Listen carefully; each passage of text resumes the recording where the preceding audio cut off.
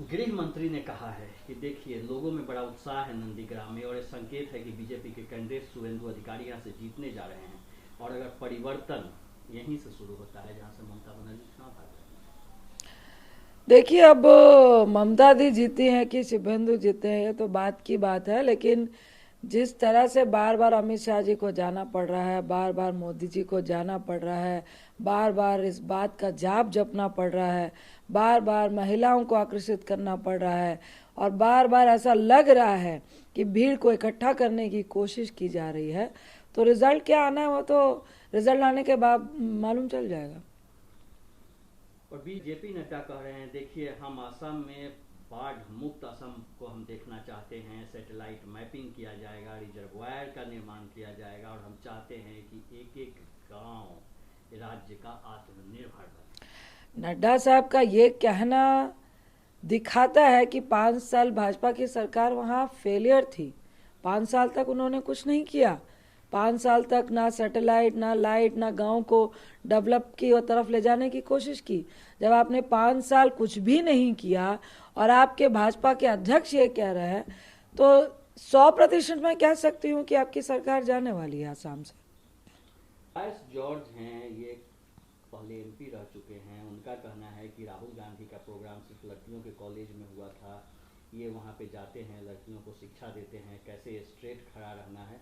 आप लोग उनके पास मत जाइए। मुझे लगता है ये टिप्पणी करने के लायक ही नहीं है और उनको अपना इलाज कराना चाहिए। मुझे वो मनोरोगी व्यक्ति लग रहा है और ये बच्चियों का अपमान है, ना कि राहुल गांधी जी का।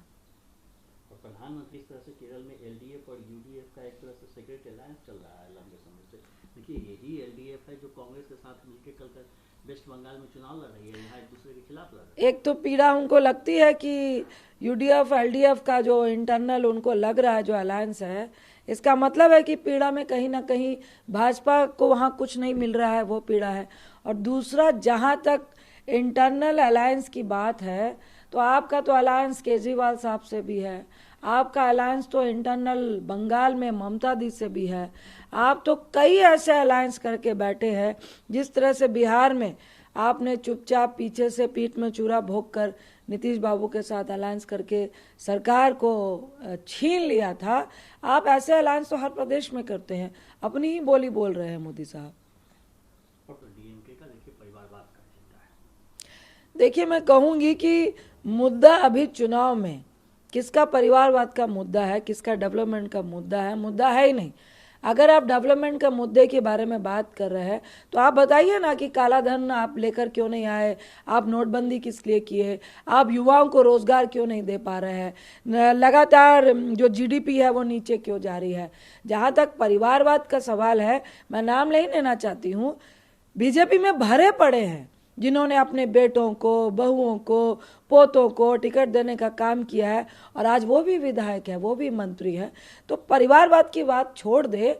मैं तो कहती हूँ आप बेटे को भी लेकर आए, पोते को भी लेकर आए, लेकिन मुद्दा ये है कि क्या आप युवाओं को रोजगार दे पा रहे हैं, क्या किसानों की बातों को सुन पा रहे हैं, क्या आप डेवलपमेंट कर पा रहे हैं, क्या आप जितनी भी गवर्नमेंट सेक्टर की कंपनीज है आप उसको बेच बेच के प्राइवेटाइज कर रहे हैं। मुद्दा तो ये है।